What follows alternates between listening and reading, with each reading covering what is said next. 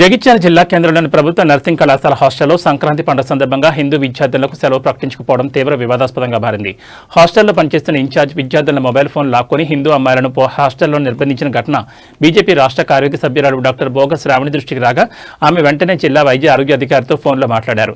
హిందూ విద్యార్థులను వెంటనే వారి సొంతింటికి పంపించాలని కోరారు.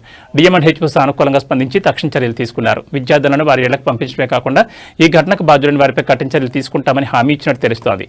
ఈ సంఘటనపై విద్యార్థుల తల్లిదండ్రులు, హిందూ సంఘాలు తీవ్ర ఆగ్రహం వ్యక్తం చేస్తూ భవిష్యత్తులో ఇలాంటి ఘటనలు పునరావృతం కాకుండా చర్యలు తీసుకోవాలని డిమాండ్ చేస్తున్నారు.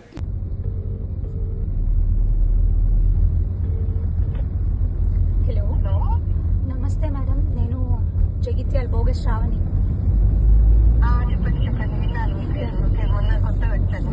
నమస్తే, happy Bhogi. Thank you ma'am, thank you so much. మనం అందరం పండగ సెలబ్రేట్ చేసుకుంటున్నాం, కానీ మన జగిత్యాలలో నర్సింగ్ హాస్టల్లో ఉన్నటువంటి హిందూ అమ్మాయిలు సెలబ్రేట్ చేసుకోవట్లేదు.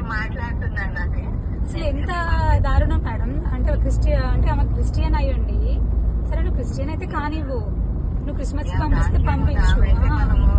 హిందూ అమ్మాయిలను మాత్రం లాక్ చేసి ఫోన్స్ తీసుకుందంట.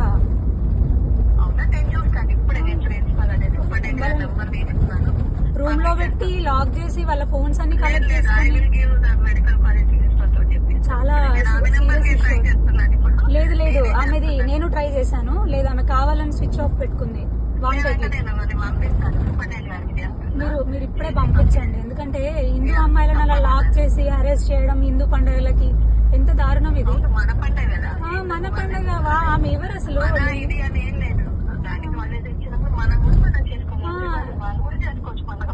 మన చేసుకోవచ్చు, అలా ఉండాలి. కానీ ఆమె లిల్లీ మేరీ అంట, ఆమె అసలు ఆమె ఏమనుకుంటుంది? ఆడపిల్లలు